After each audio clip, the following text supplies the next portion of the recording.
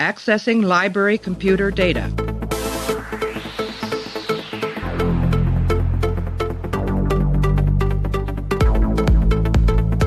Out there are no saints. Just people. Hey everybody, welcome back to the show. Continuing our run-through of Star Trek Deep Space Nine. Right now we're up to the episode called One Little Ship. It's the 14th episode of the 6th season. Aired on February 18th, 1998. Written by Bradley Thompson and David Weddle. Directed by Alan Croker. In this episode, O'Brien, Dax, Bashir, and the runabout are reduced in size while investigating an anomaly. Meanwhile, the Jem'Hadar attack and commandeer the Defiant, leaving the runabout crew with no choice but to take their miniature ship inside the Defiant and help Sisko and the others recapture the vessel. We're joined by Clay. Clay, how are you? Wes, I have followed the instructions set out by the song and taken off all my clothes because it is hot in here. It's a hot day. There is a fiery explosion in this episode, which kind of fits things. But yeah, we're sweltering in the middle of July, I think, right now, unfortunately. But we're gonna have a pretty cool episode to talk about, Clay. So it won't be any issues for you. That's why you're a professional. I blasted the AC. People don't really care about this, but fuck them. I had to blast the AC in the room, and it's already starting to fade away. Like, the room is already starting to feel a little bit warmer because I can't keep the AC on, obviously, as we're talking. Much like I'm sure it does when you are forcibly shrunken down to inches high and propelled towards a star? Yeah. I forget exactly what it was. Was it a star? Nebula? The anomaly thing that they were... Yeah, anomaly. Here we go. Insert space thing here. And I think that the smaller you get, according to the science of the episode, the temperature rises by billions of degrees, I would assume. Let's start there after we take a break. I'm going to take a break. I'm going to play an audio clip, and me and Clay are going to come back and break down One Little Ship. So, how small are they? The miniaturization process won't begin until the runabout reaches the edge of the accretion disk. I see. And, then they'll begin to shrink? Yes, sir. Major, are you laughing at our investigation of this subspace anomaly? No, sir. The data collected here could provide Starfleet with the key to creating transwarp corridors through space. It could give us a substantial tactical advantage over the Dominion. Yeah, it's very important research. What? I'm not laughing. Just because we are shrinking 3 people to the size of coffee cups. Smaller, actually. I do not see what is so humorous about being small. Neither do I. Okay, so I kind of made a sort of weird, non-related joke about the temperature to open this up. But I have one thing to say about this episode, Clay, which is that we normally don't really care about the science stuff. We don't really care too much about the lore. That's kind of like a thing that we both share while watching Star Trek and stuff. We're not concerned about where the ship is on a map, like what planet is next to what planet, how long it takes to get somewhere, except when something's really strange. And I found they have a line in here where O'Brien, Dax, and Bashir shrink, right? And they're like, you have to go into the control panel and unplug a wire and plug it back in somewhere else. And you're going to be small and the computer chips are going to be huge. And Dax says, you're going to be so small that the oxygen molecules are too big for you to breathe. And I find that very distracting. Is my science way off in thinking that a centimeter tall man should not have any problem breathing oxygen? Like, how big do they think these atoms are that we're breathing in? Well, first of all, if I hadn't watched the episode 2 days ago and had a better recollection of it, my hot joke would have been more attuned to the scene where they're both really hot, which I completely forgot about until you mentioned it. But secondly, I don't think I realized she said that in the episode. I must have missed that, but I did, or maybe I subconsciously I osmoted it or something, because at a certain point I did find myself actually thinking that same thing, where I was like, if you're that small, is it harder to breathe because the molecules would be bigger? Well, and then I was like, wait a minute, molecules are still pretty friggin' small, so I think you'll be fine. Did you get that? Because when they come back from that mission, they're out of breath. Like, the whole ticking clock of that is that Dax says she's going to beam some compressed air into the panel so that they'll be able to breathe. But I found that, like, distractingly seeming to be untrue. Like small little animals breathe the same air that we breathe. Why would it make any difference how, like, you seem to be really overestimating the size of an oxygen atom in molecule. I guess I'm not a lung scientist. A pulmonologist, you would say, yeah. Sure, yes. If you're being pretentious about it. I didn't spend 6 years at pulmonary college to not get my title right. But I don't. I mean, you could say that smaller animals that are born that way are specifically, their lungs are specifically designed to function with that sort of air intake, versus if you're just shrinking down a human. I don't know. I think the answer is probably it would be fine. To bring us back into why I would, if anything, I think it would be easier because you'd be taking in air quicker, oxygen quicker. Well, because little animals have like faster metabolisms, right? Because they need to for whatever reason. I could see it being a problem if you were turned into like Giant Man, where you are now having to work harder to get in the base level amount of oxygen you need to survive. But as far as going smaller, I mean, it's not like these molecules are the size of, billiard balls. Yeah. Although Ant-Man didn't get tired in the Endgame fight at the end when he was gigantic running, so he seemed to be okay with that, I guess. Well, they have all sorts of technology that can help smooth out those plot elements that don't really matter. To bring it back to stuff that we normally do talk about, I think that oxygen thing is kind of a small example of what I think about this episode, which is that I would describe this episode as being the opposite of the whole is greater than the sum of the parts. I feel that the parts are better in this episode than the actual end result ends up being. Mm-hmm. And that's kind of one of them, mostly just because that thing is a totally contrived reason to kind of put a ticking clock on their situation. There's no real reason that they can't breathe that fast. I mean, the whole episode is sort of a contrived reason to do an episode. That's true. And it's unfair for me to say that because, like, what is if we're going to get existential about it? What is a show but a contrived reason to do anything? Mm-hmm. But yeah, I thought this was an episode that I enjoyed scene to scene. I think I hadn't really thought about it until you said it, but as soon as you said it, I think I agree with you. I enjoyed it scene to scene. I didn't think there was anything wrong with it, but it was just like, okay, I guess, this is what we're doing this week. It didn't strike me as particularly memorable. And it really kind of stood out as a more episodic, old school episode, even though there was stuff about the Jem'Hadar and whatnot, but the Jem'Hadar stuff it wasn't really tied to the Dominion or the war or anything. It was just kind of like, well, let's use these guys and do something kind of fun with these guys. Yeah. The alphas and the gammas, the split between the Jem'Hadar. Does that stuff matter moving forward? Like, is that a new thing where the new species is going to be making a play for dominance or whatever? Nope. Never mentioned again after this. Oh, good. So that's kind of my perspective of the sums not mattering, is that that plot line in particular feels like it's going to amount to something, but it ends up just being sort of a time killer in the episode. Like there's a weird scene in this one where the Jem'Hadar is one Jem'Hadar comes up and says, like, I've run a scan of this thing. And he says, I didn't tell you to do that. He says, I took initiative. He says, you're great. You're going to be my second in command when this is all over. What's the point of that scene? That doesn't. There's no reason for those two to have that conversation because you never see that promotion happen. So it's not like this is a Jem'Hadar that you're like, oh, it's interesting. He's going to be like the new number 2 and he's going to change the way that the episode goes. It all just feels very pointless, and that you're just writing it in to cause the characters to have to do something or have something to discuss, which is the way I feel about the oxygen. On a big level, you're right that all episodes are constructed problems for people, but like the oxygen in that conversation feel like they're constructed just to fill space, as opposed to like even being a minor part of an overall story. It just feels like they're just a separate little part that doesn't really fit into the whole jigsaw very cleanly. Yeah.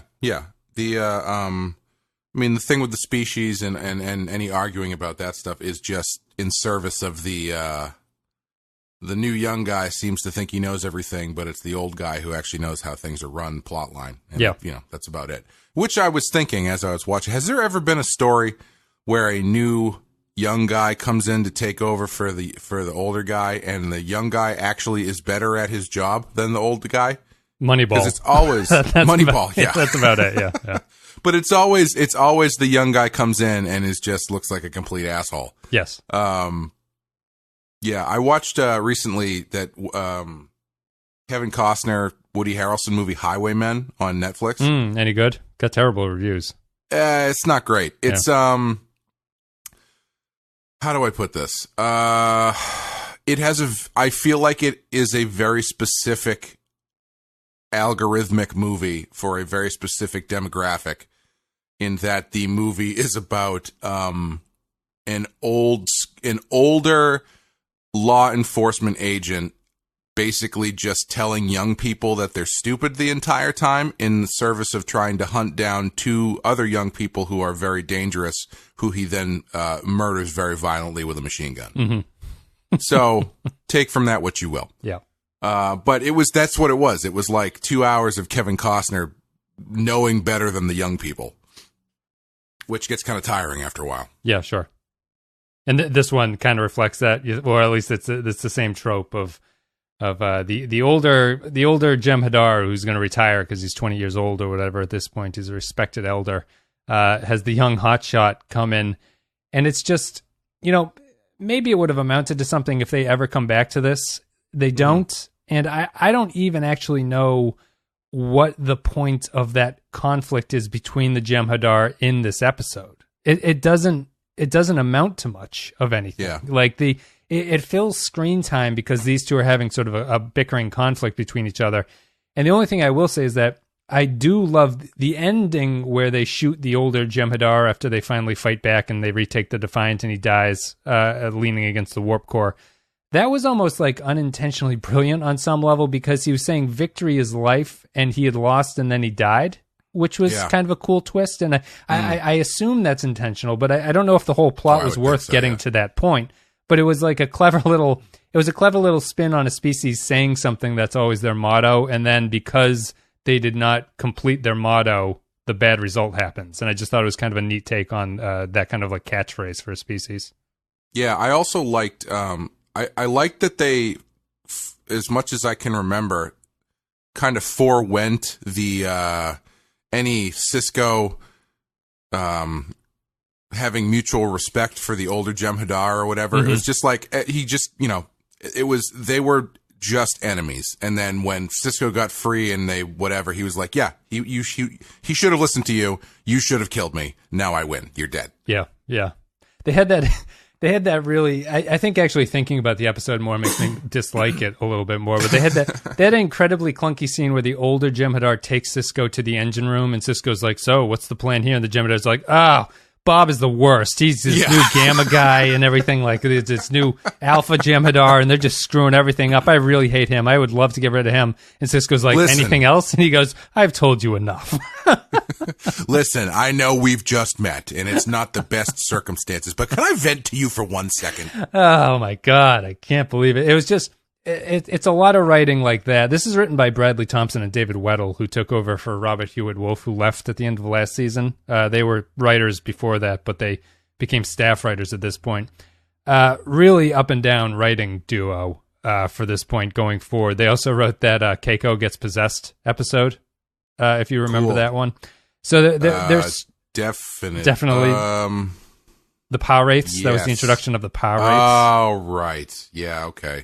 They write those. They also have some really good ones coming up, but I think this one definitely fits into their mix of they're either very good or very bad, and I think that this one fits more towards the bad thing. I don't even think it's that bad, and I don't even know if I would say that it's too episodic, because I think it fits into the DS9 stuff. What I thought was really funny about it was that the show itself was super meta about how episodic of an episode this was, where Kira is laughing about the plot line in the start of it. She's like, we're going to shrink.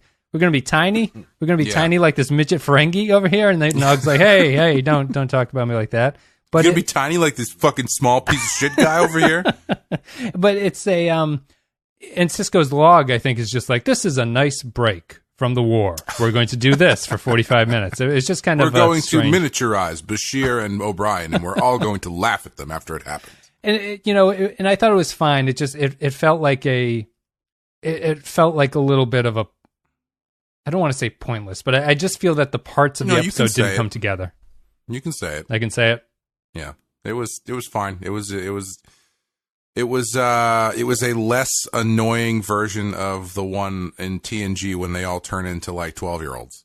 Yes. Yeah, I guess. Yeah, I'm surprised TNG didn't actually have a shrinking episode. But I don't want to get caught in the thing of every episodic episode, like standalone, feeling pointless. Right, like yeah. I don't. That's the tough thing at this point is once you make the shift to serialization, anything outside of that stands out. Yeah, but I guess I would say that I wouldn't complain if the episode was really good. Right. Yeah, that's the thing. It's like, it's not, I mean, I don't think the complaint is that it's episodic. It's just that it's like fairly forgettable and not really, doesn't really amount. I mean, it's fun. It's one of those episodes where it's like, if you enjoy the characters and you enjoy hijinks and don't want everything to always be about, race war and intergalactic genocide, then, This is fine. Do they do enough with the shrinking? I'm always surprised by how little they do with the shrinking. My favorite part of the shrinking is when the ship at the end, when they're retaking it, is firing tiny photon torpedoes at people and hitting them. I really enjoy that. But I'm honestly, besides I will say it's a great set design of when they're on the tiny circuit board and they're looking up at stuff. I really like that. But I feel they don't really do much with the shrinking because a lot of it is just from the point of view of them being shrunk in the ship. And you don't get perspective. There's no scene of him like, them climbing up Cisco's collar or something, trying to tell him something or anything like that. We only have so many dollars here. I'm surprised that they never got out of the ship. But again, budgetary wise, I kind of get that they don't. Yeah. Is that the right show for it then at that point? Like, is it the right idea? If you can't really take advantage of that, is it the right idea for a show like this? I thought they just could have had ways to go. I would have felt it would have been more original. I thought that they also kind of didn't really do the best job. Well, I mean, obviously once they get tiny and the ship is flying around, but they had this scene that really irked me when they first realized that they are stuck being small and they are outside of the Defiant. Yep. And they do this like exterior shot, pullback to show this tiny ship and then the Defiant. But I'm watching it going like, this shot doesn't work because you're in space. It's a very bad POV. It's a horrible way to show the difference in size between the two of them. Exactly. Yeah, you can't. There's nothing to base it on around you to have a frame of reference about how big X and Y are. So in that case, if you've got no background and you've got, this is why, this works in drawing too. This is why horizon lines are important. If you've got nothing to anchor your two things on, then you have no idea if something is tiny or if it's just far away, you know? Yep. They didn't even, there was no shadow or anything. There was no overlap. So it was very difficult to, and it's too bad because it was a nice kind of like pullback reveal, but they pulled back to reveal, and I was like, I don't really know what they're trying to tell me. Right. You can't see the little ship anymore. Like it pulls out so far and moves the runabout out of frame. Basically, like moves it so far out that you can't compare the sizes of the two ships, and you know that they're big because they have a previous dialogue scene where they're like, "What's this giant?" They say like giant letter or something like that. Like, what the hell is that? I think the problem is that they are so small that you can't do the Honey I Shrunk the Kids thing of like the Cheerio bowl thing. You can't you can't show the scale because they are so small that anything on the Defiant would be so large you could not tell what it was in the first place. Yeah. So they're kind of in a tough spot. What I would have done is I would have had a close up of the runabout flying next to the Defiant, like very close to it, so you can see the pieces going by, and then you do a pull out that way. So the Defiant then gets bigger, but the runabout gets smaller. Right. And then you have the things sort of overlapped, so you can see with the difference in size. Yeah. Yeah. I'd agree with that. That was probably a lot harder to do then than you probably now. But. Right. With the because they're still models at this point, I think. Looked like a model shot anyway. Yeah, I'm always a little bit disappointed by how little they do with it there at the very end. I will say that this episode does one thing fantastically, which is kind of unique for Star Trek. The ending scenes are a couple jokes. Like, it's multiple jokes in a row, and all the jokes are pretty good, which I think is kind of a rare thing for Star Trek to do. It normally ends on one joke, but here they've got a couple. Worf's poem to Jadzia is maybe the greatest Worf joke that the series has ever done, I think. Where he is pulling her leg, but our understanding of the character is that he's such a stick-up-his-ass character that he would never joke around like that. Yeah, yeah. And I think that's a really cool turn for Worf at that point. They also have him smile, too, which I don't think I've ever seen before. It was very strange. Not seriously, yeah.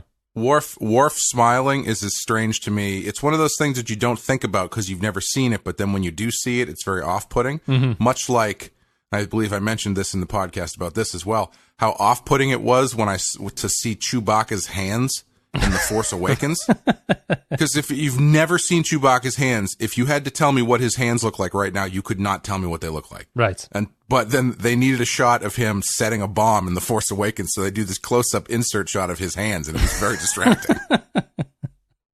and the other joke that I like is Odo gives Bashir and O'Brien a hard time about not being good. the full size, that, which is really good. I think both of them work just because they're very in-character jokes. For even though Worf is sort of against the grain, it works with how you understand his character. And Odo being a changeling who's like, I notice things like this, it really sells the concern that Bashir and O'Brien would think at that point. And having that tall woman stand up from leaning on the bar helped a lot too. I thought it was really well done. Very good. That's very good visual joke telling there. To have that tall woman stand up with the camera looking up at her as they're below her. Yeah. Mm-hmm. But outside of that, really, the Jem'Hadar don't come back. Doesn't amount to anything. Cisco dealing with the sort of like sabotaging their endeavor is one of those really frustrating things where an enemy allows their enemy to work on their own ship without apparently any supervision about what they're doing. Yeah. It's just like, who cares? And then the tiny ship doesn't amount to anything. The problem with the conceit of it is, like, I feel like even though it's an important ship, at that point, it's either you let the crew work on their own ship or just blow the ship up. You're talking from a Jem'Hadar perspective. Yeah, because you can't trust them. If you can't fix the ship, you either pull it behind your ship or something, or you blow the ship up. You don't let them work on it. But obviously, I'm not going to give them too much crap for that because you got to have a story. So. Why did they want to capture them? Is there a reason for that? I don't think they say anything about why they want the Defiant to be in one piece or anything like that. They've been blowing up ships all over the place. One of the things I'm worried about with the Jem'Hadar, it is inherent. It's an inherent problem to having a species like them who are supposed to be as ruthless and intense as they are, and constantly putting them up against people whose names are in the credits, is that there are instances like this where you think the Jem'Hadar should show up and just fucking kill everybody. Yeah. But then they show up and they're all of a sudden very diplomatic. And there's one guy who just is like a really good talker for some reason. Right. And I feel like you can get away with that to an extent, but it's like, well, how? It's sort of the inverse problem of when you set up an unkillable villain, and then eventually it's like, oh, well, obviously we need to kill these things, so we can't just have one of them destroy everybody because we up the stakes by saying now there's 1,000 of them. It's like, okay, but now there's 1,000 of them, and for some reason they're easier to kill. Right. It's the inverse of that. So, I mean, I don't really know what the answer is because you obviously just can't have the Jem'Hadar show up and just slaughter everybody every time. But yeah, the Borg are actually an interesting twist on that, where one is not threatening at all. Yeah, yeah. But it still kind of is, Yeah, it's scary, but you kill them easy enough when there's one of them, but then they just keep coming, and you're like, oh, good. They're kind of like zombies, I suppose, and that's zombies are the same thing, yeah. Or like a mouse. Right, exactly. It's like one mouse. Not one a problem. mouse isn't threatening, but you're kind of still put off by it, and you would like it out of your house. Yeah. But you also have. But the thing in the back of your mind is, there's probably a lot more mice in this house. We had a mouse in the house recently, or over the winter. It's actually worse because they come inside. And we put down a trap. And we go to bed, and you hear the trap snap in the kitchen. You're like, oh, got him. And then you put down another trap. You're like, we'll see what happens. Snap, got that one. You're like, all right, we'll put another snap. And eventually, you're like, I don't know if I bought enough traps to deal with the extent of the mouse problem. There was only 3, but for a brief moment in time, you're thinking we must have an infestation unlike anything that has ever been seen before, and hopefully these traps are going to get to the end of it. So we also had a mouse this past winter. And I didn't do traps because I'm a coward, so I just put down rat poison and have them die in the wall and smell them. Yeah, exactly. That's what I figured. I didn't want to deal with any corpses. Yep. But I put this rat poison down, and it just kept getting eaten. Like fistfuls of this stuff was just gone, and I was getting really worried. I was like, "Holy shit! What is living in our walls and in our basement?" Pliskin is apparently a superhuman dog or something like that. Yeah, no, these were like inside cabinets, so there was no way he was going to get to it. So it was whatever was coming in was eating this shit. And I'm like, okay, there's either 1,400 mice in our house that are just all chowing down on this rat poison, or there's like one unkillable mouse, or this rat poison doesn't work. It was either... It must have been the last one, because I eventually caught the mouse, and it was this tiny little mouse, and I caught him in a no-kill thing, and I let him go outside, and we haven't had a problem since. But that means that there was one fucking mouse, unless he was the lone survivor, I don't know. Yeah. There was one tiny mouse who ate, like, at least half a pound of rat poison, and did not die. Rat poison's rat poison is like antifreeze and broken glass and stuff. Like rat poison. I don't know what it is. Yeah. Maybe it's just bad rat poison. Maybe it was just not good. I don't know. But he ate a lot of it.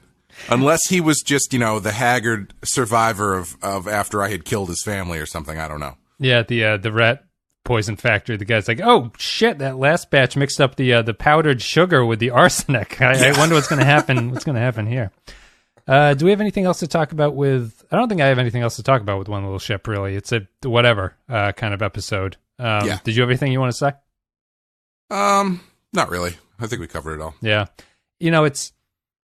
I appreciate the attempt to keep the Dominion sort of up front in it. It just doesn't amount to much of anything. And I feel to just kind of close out on your point about the Jem'Hadar, I feel like a little bit of violence from the Jem'Hadar would go a long way. Like, maybe execute one person here, so I kind of feel like the Jem'Hadar do mean business in that sense, where they're not so easily beatable, or at least like their viciousness comes through in a way that shows on screen instead of being diplomatic with each other and kindly escorting Cisco very politely to where he needs to go all the time. That's it. One Little Ship. We're going to take a break, play an audio clip, and then me and Clay will come back. We'll read some patron thoughts and then give our final thoughts. I'm flooding all the compartments except the engine room with anesthetizing gas. Major, get that virus out of the computer before someone on the bridge engages the warp drive. Aye, sir. He should have listened to you and killed me when he had the chance. He was a first. They don't need to listen. Obedience brings victory. And victory is... All right, everybody. So if you want to support the show, the best way to do that is patreon.com/the Pensky File. If you go there, a couple $2 a month, you get extra stuff, extra podcasts. And our Captain Tier supporters get a shout out. So Andrew Churlog, Ben Douglas, Bradley Killens, Captain Quark, Cardinal Doomsday, Christian Pouch, David K, Dwayne Hackett, Eric Johnson, Yarpy, Joint Mango, Kevin Reyes, Kyle Barrett, Matt Cutler, Matt Ross, Mike Burnett, Nathan Elliott, Neil Brennan, Nick Sergi, Robert Cummins, Russell Elledge, Samuel Custer, Grim Santo, Sean Spinobi, Stephen Cobb, Tark Latif, and Will Yates. Thank you guys very much for supporting the show. It's much appreciated. And I think that's it. Patreon.com/the Pensky File. If you want to support the show, if you're enjoying the content. All right, Clay, let's go to patron comments here. Patrons get to leave their thoughts if they are patrons at patreon.com. So, Control F. Before we start, should we count how many small puns people make? Sure. You keep a running tally. I'll go through this.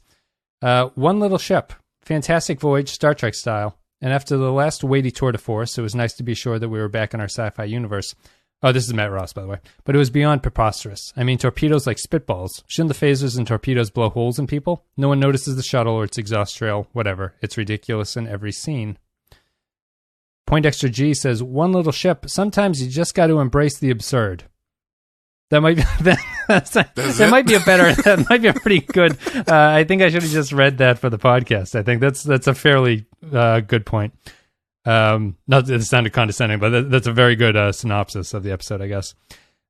Captain Quark, One Little Ship, a silly but non-offensive adventure. It's nice to see a lighter tone mixed in every now and then. By the way of contrast, I'd much prefer One Little Ship over another Ferengi episode. It's a bit ridiculous, however, that the genetically enhanced soldiers like the Jem'Hadar don't notice the ship zooming around, shrunken or not. Speaking of which, my favorite part of the episode was actually the subplot about internal strife within the Jem'Hadar. On a final note, did the miniature computer set that Bashir and O'Brien interacted with in the conclusion remind anyone else of a 1990s Nickelodeon game show? Would that be? Can you not say it because of copyright reasons? Or? Is it Double Dare? I assume it's. I assume so. I assume it's Double Dare. Yeah, with the Shh, don't say it. We don't want to get sued. O'Brien's pulling flags out of a big snotty nose. Mark Summers is very litigious. No puns so far, Clay. Zam Nuclear Wessel says, me down here. One Little Ship. I wonder if the switch from Gamma to Alpha Jem'Hadars was so it would be okay for them to be cannon fodder for the rest of the show without any further attempts to understand them. That's actually interesting. That does kind of hand wave the problem where it's like these guys are just worse. Right. We made new ones and they're not as good as the old ones. Yeah, forget about all the philosophical conundrums about what it's like to fight a species of drug-addicted, genetically altered people. These guys are just kind of dicks, so they deserve it. Oh, wait a minute. So is that the thing? Are the new ones not Ketracel White powered? No, they are. They have the tubes. Oh, they are. Okay. Yeah, they don't seem to be any different. And I'm 99% sure this is never brought up again. I don't think it's even mentioned at any point. So cool. Let's see here. Someone let me know if I'm wrong, but I think I'm okay with that. Samuel S. said, he didn't say, but he says, One Little Ship. This episode is another classic example of a Federation starship being taken over way too easily. That aside, I think it's pretty good. Fun watching O'Brien and Bashir interact with each other, and the conflict between the Alphas and the Gammas was also interesting. 4 out of 5. I do always find it kind of hilarious when the conceit of the episode is a bunch of people just randomly teleport onto the ship. Yeah. And everyone is surprised by it. It's like, can you do that or can you not do that? Because I feel like it should happen a lot more if you can do that. Yeah. It's all kind of they apparently appeared on the other side of the anomaly or something and couldn't get their sensors together or something like that. Sure. It's just one of those things. Neil Brennan, final comment. One little ship, one little shit sandwich, and then he has an emoji of a sandwich. I hate the way the Jem'Hadar speak. They should sound so much cooler than this jobbing American actors that they always sound like. They do sound. I mean, they don't have a species growly dialect to them. He's true about that. Like they do kind of sound like business people, and maybe it goes to show that they don't really portray the Jem'Hadar as particularly vicious in this. Like they don't growl or have any kind of like animalistic tendencies in how they're portrayed. So it's one of those things. Would you revise their portrayal, Clay? Would you do anything with the Jem'Hadar if you could change, if you were a director who was setting the stage for how they were to be portrayed going forward? From here on, or just in general? No, from the start, probably. From the start? Yeah. Because they did a lot that they got rid of, right? Like they no longer have personal force fields that could protect them. Yeah, I forgot about that. They don't do the cloaking really as much as they could. But is there anything in their portrayal that you would have changed? I would just make them more violent, I think. Maybe they couldn't do that, but I would change their demeanor a bit and make them a little bit more intense, because I feel like they end up any species that can talk runs the risk of just sort of homogenizing down to a Star Trek villain. Yeah. Because it's like, oh, now we can have Cisco actually have conversations with them on an intellectual level. It's like, okay, yeah, he can do that with everybody. Yep. You know, that it's not, you know, Superman doesn't have to punch everyone. You know, he can also outthink people, or there's different villains that do different stuff. It doesn't have to all funnel down into one thing. Especially when you've got three groups, like you've got the Vorta, and you've got the Dominion, the Changelings, yep, and the Jem'Hadar.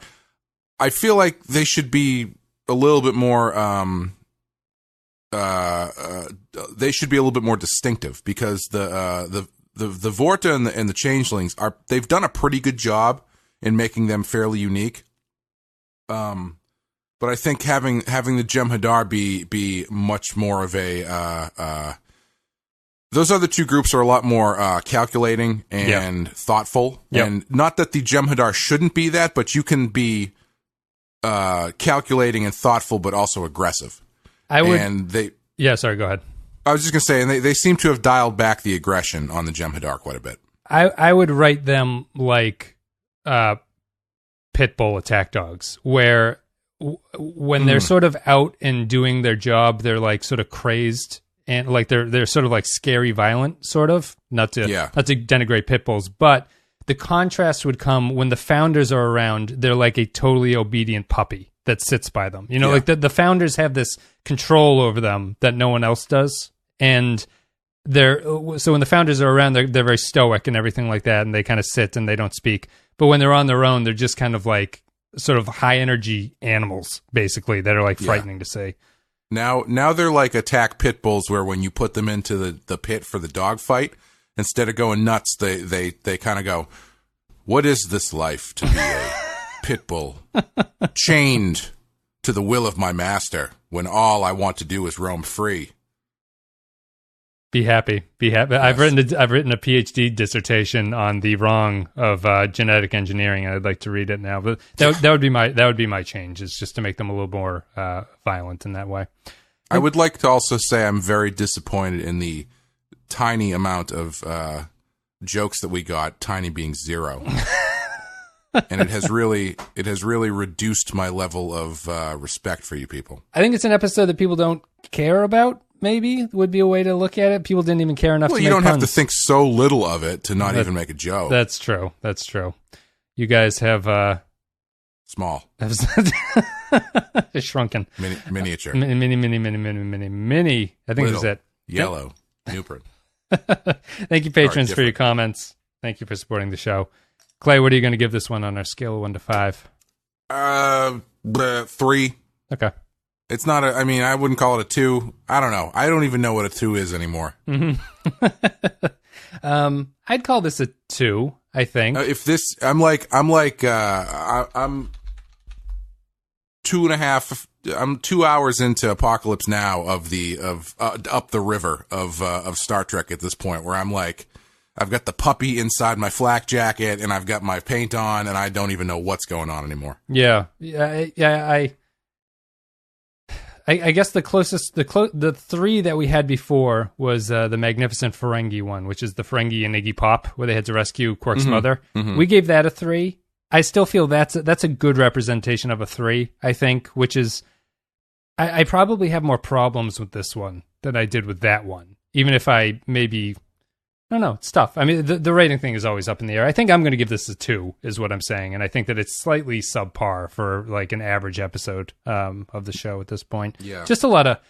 It's one of those episodes that's like, when it's not good enough to distract me from what I'm thinking to be problems are, which is maybe what the Magnificent Ferengi did, it's kind of a little bit problematic, I guess, in my sense. Yeah, I thought it was fine. Yeah. You know, I'm not so far up the river. I'm not Dennis Hopper level where I've lost all concept of what is good and bad. And I'm like, you know, he said to me the other day that the middle word in life is if. I haven't gotten to that point. But it's the ones that are fine are all kind of running together for me. Yeah. I'd agree with that 100%. The middling ones are definitely unmemorable at this point. You're remembering the ones that are better. I'm going to give One Little Ship a 2. Clay will give it a 3. We'll just divide things up a little bit here. It's nice when we don't agree, even ever so slightly. We'll be back next week with Honor. We have such hard-lined opinions about this episode between don't really care and honestly can't tell the difference. You know what the irony is? On my spreadsheet, I'm going to give you giving it a 2 and me giving it a 3, and we'll never remember, and everything will be fucked going forward. The next one, which I was incorrect about last week, is Honor Amongst Thieves, which is what we're talking about next. That'll be coming out on Monday. So, guys, check out the blurb. All the links are down there, social media, Patreon. You can buy some T-shirts, blah, blah, blah, all that stuff. But Patreon is really the best way to support the show if you like it. You can go to patreon.com/the Pensky File. It's much appreciated if you do. And we'll be back with Honor Amongst Thieves. Clay, do you have anything you want to say, knowing that this episode is going out Thursday of this week? Yes. Finally, movement news on my Kickstarter for my graphic novel Bloody Hell. That will be going live on Monday, August 5th. So the Monday after this drops. Yep. You can go to bloodyhell.com. That's bloody hell with one L, BLOODYHEL.com. You can go there right now and sign up for my email list, which will, give you all the insider information before it launches officially, if you want to. But that site will also redirect to the Kickstarter page. So the place to go for news and information about my Kickstarter is bloodyhell.com, BLOODYHEL.com, and it starts on August 5th. Yep. Hope you guys check it out. Or just follow him on Twitter. If you well, yeah, I mean, I guess they could do that too. Jesus Christ. If you're on Twitter, following Clay would be a good way to get those updates. My name on Twitter is @DeadMeatComic. Good. So we'll have the Kickstarter next week. This is out Thursday, and then on Monday, so you have a Kickstarter and a new Star Trek episode on Monday. It's a big day for everyone. Please give me money. This is my last shot. I mean, if this doesn't work, I'm going to have to go back to working in the mines, and I don't want to do that. Should everyone do the eBay sniping thing of just wait until the 11th hour of the 29th day or something, and then actually no. If you think it's something you're interested in, the sooner you can get in on it, the better. I'm dead serious, because the better first couple days we have, it really bumps the profile of everything. It absolutely does. Absolutely does. So if you can, guys, support early on Kickstarter. It is a Kickstarter, right? You're literally on Kickstarter. Yes, okay. I'm not using Kickstarter like Kleenex. Okay, good. That would be very confusing. It's not Indiegogo or anything. I need nonsense like that. No. All right, cool. Well, we're done. Doing a Kickstarter, which you can find at facebook.com/crowdfunding. I put up a video, which you can download as an MP3 on. All right, so, guys, we will see you later. Check out the Bloody Hell website. Check out all the social media down below. Patreon. Thanks very much. We'll see you in a couple days with Honor Among Thieves.